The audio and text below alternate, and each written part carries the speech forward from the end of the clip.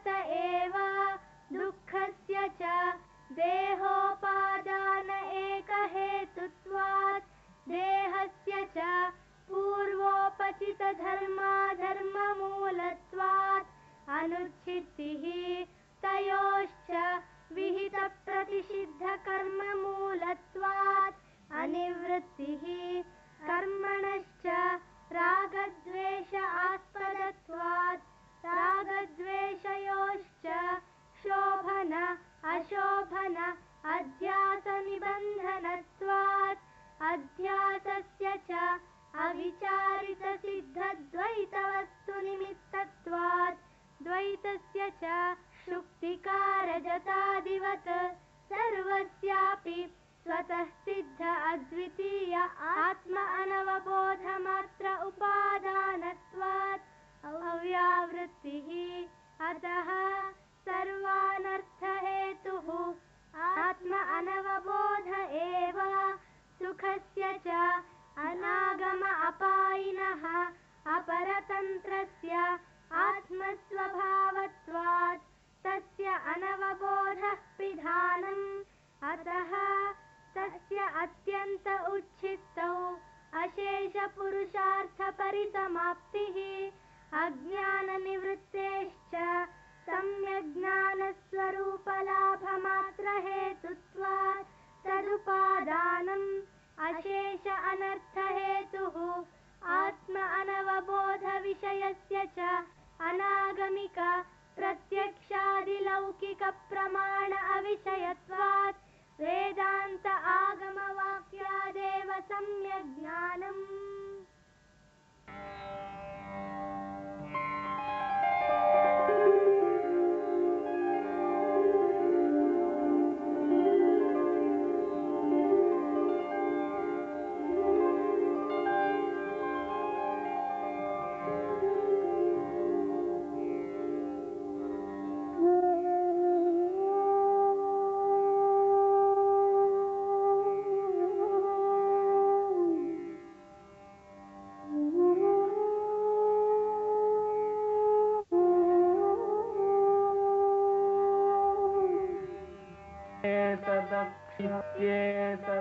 तदक्षरमिदगं सर्वं तस्योपव्याख्यानं भूतं भवद्भविष्यदिति सर्वमोङ्कार एव यच्चान्यत्रिकालातीतं तदप्योङ्कार एव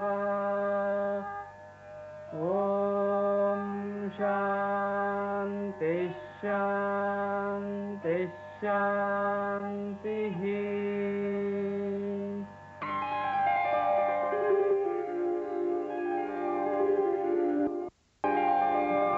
ಜನವರಿ 5, 1880ನೇ ಇಸವಿ ಚಿಕ್ಕಮಗಳೂರಿನಲ್ಲಿ ಸದಾಚಾರ ಸಂಪನ್ನ ವಂಶದವರಾಗಿ ಅನ್ವರ್ಥ ಸುಬ್ರಹ್ಮಣ್ಯ ಶರ್ಮರಾಗಿ ಅವತರಿಸಿ 1911ರಲ್ಲಿ ಗೋಂದಾವಳಿ ಶ್ರೀ ಸದ್ಗುರು ಬ್ರಹ್ಮಚೈತನ್ಯ ಮಹಾರಾಜರಿಂದ ಶ್ರೀ ರಾಮತಾರಕ ಮಂತ್ರದ ಉಪದೇಶವನ್ನು ಹೊಂದಿ 1920ರಲ್ಲಿ ಹಾಸನ ಜಿಲ್ಲೆಗೆ ಸೇರಿದ ಹೊಳೆನರಸೀಪುರದಲ್ಲಿ ಅಧ್ಯಾತ್ಮ ಪ್ರಕಾಶ ಕಾರ್ಯಾಲಯವೆಂಬ ಆಧ್ಯಾತ್ಮಿಕ ಸಂಸ್ಥೆಯನ್ನು ಸ್ಥಾಪಿಸಿ ಗೃಹಸ್ಥರಾಗಿರುವಾಗಲೂ ವೇದಾಂತಾಧ್ಯಯನ ತತ್ಪರರಾಗಿದ್ದು 1948ರಲ್ಲಿ ಕ್ರಮವಾಗಿ ತುರಿಯಾಶ್ರಮವನ್ನು ಸ್ವೀಕರಿಸಿ ಪರಮಹಂಸ ಪರಿವ್ರಾಜಕರಾದ ಶ್ರೀ ಶ್ರೀ ಸಚ್ಚಿದಾನಂದೇಂದ್ರ ಸರಸ್ವತಿ ಮಹಾಸ್ವಾಮಿಗಳವರು 1970ರಲ್ಲಿ ಬೆಂಗಳೂರಿನಲ್ಲಿ ಶಾಖೆಯೊಂದನ್ನು ಸ್ಥಾಪಿಸಿ ಇಡೀ ತಮ್ಮ ಜೀವನದ ಉದ್ದಕ್ಕೂ ವೇದಾಂತ ಜೀವನ ತತ್ಪರರಾಗಿ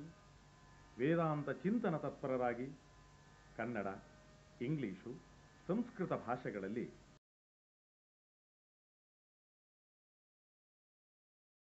96 ವರ್ಷಗಳವರೆಗೆ ಪೂರ್ಣ ಸಾರ್ಥಕ ಜೀವನವನ್ನು ನಡೆಸಿ ಜ್ಞಾನ ಚಕ್ರವರ್ತಿಗಳಾಗಿಯೂ ಯತಿವರೇಣ್ಯರಾಗಿಯೂ ಸೂರ್ಯನಂತೆ ಮೆರೆದು 5/8/1975ರಲ್ಲಿ ಪಾರ್ಥಿವ ಶರೀರವನ್ನು ಬೆಂಗಳೂರಿನ ಆಶ್ರಮದಲ್ಲಿಯೇ ತ್ಯಜಿಸಿ ಇಂದಿಗೂ ವೇದಾಂತ ಪ್ರಪಂಚದಲ್ಲಿ ಧ್ರುವತಾರೆಯಾಗಿದ್ದಾರೆ. ಇಂಥ ಸದ್ಗುರುಗಳಿಗೆ ನಮ್ಮ ಅನಂತಾನಂತ ಪ್ರಣಾಮಗಳು.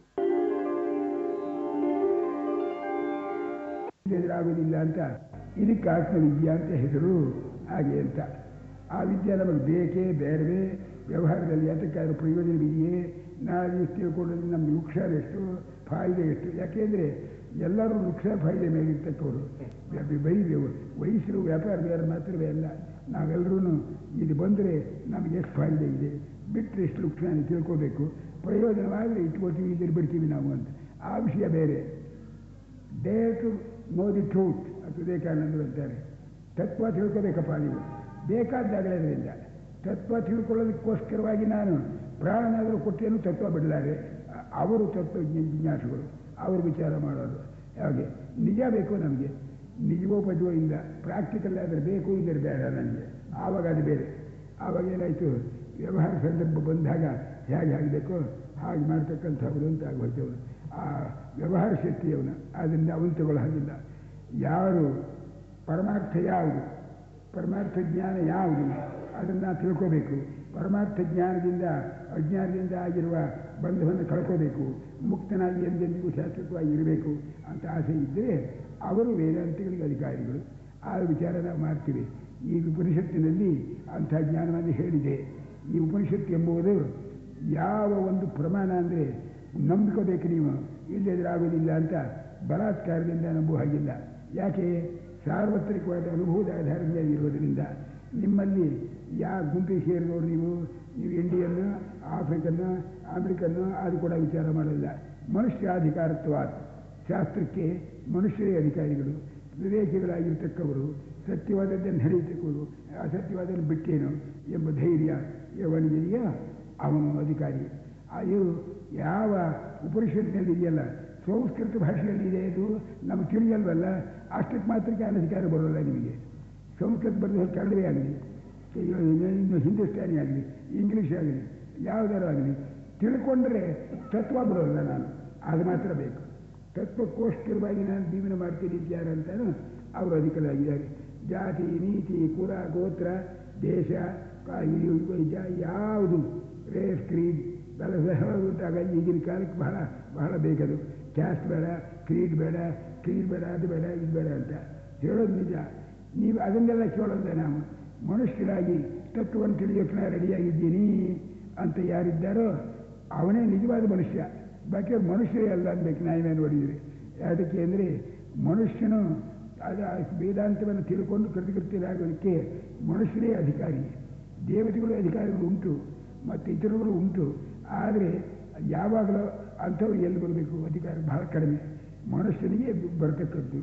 ಆದ್ದರಿಂದ ಹಾಗಿದ್ದವರು ಮನುಷ್ಯರೇ ಅಲ್ಲ ಅಂತ ಅನಿಸ್ಕೋಬೇಕಾಗುತ್ತೆ. ನಾವು ಜ್ಞಾಪಕ ಇಟ್ಕೋಬೇಕು. ಇವತ್ತಿನ ದಿವಸ ನಾವು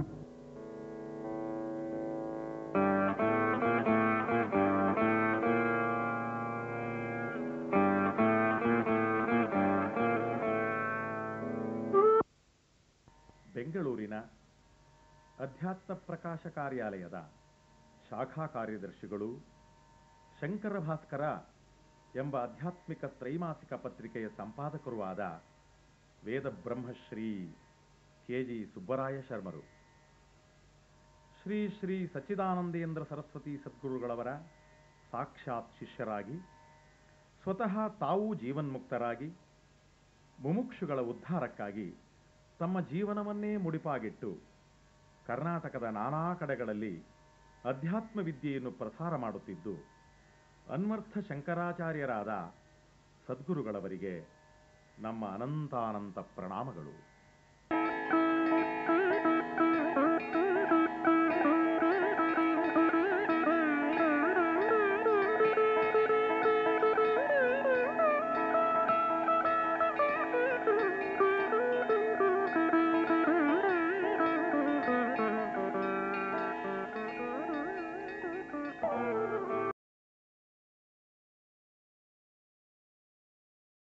यो नमः हरिः ॐ भद्रं कर्णेभिः शृणुयामदेवाः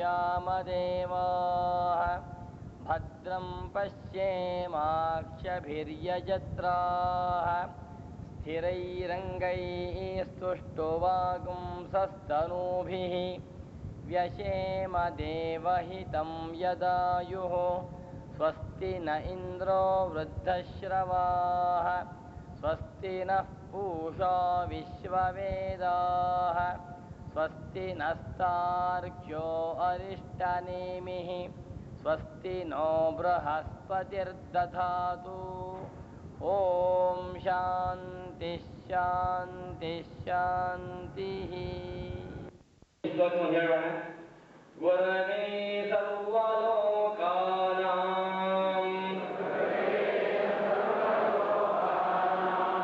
ईशजे भवरोगिणां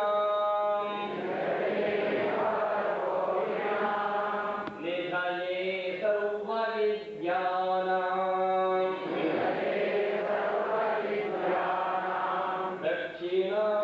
दक्षिणामूर्तये नमः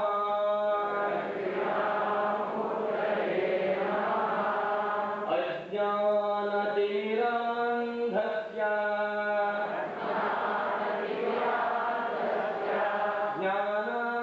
ज्ञानाञ्जनशलाकया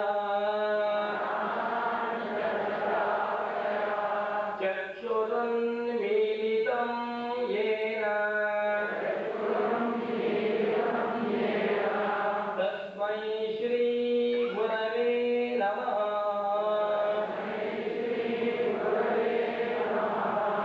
अनेकजन्म सम्प्राप्त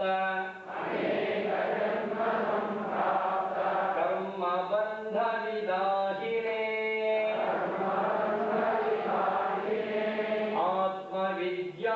आत्मविद्याप्रदानेन तस्मै श्रीगुरवे नमः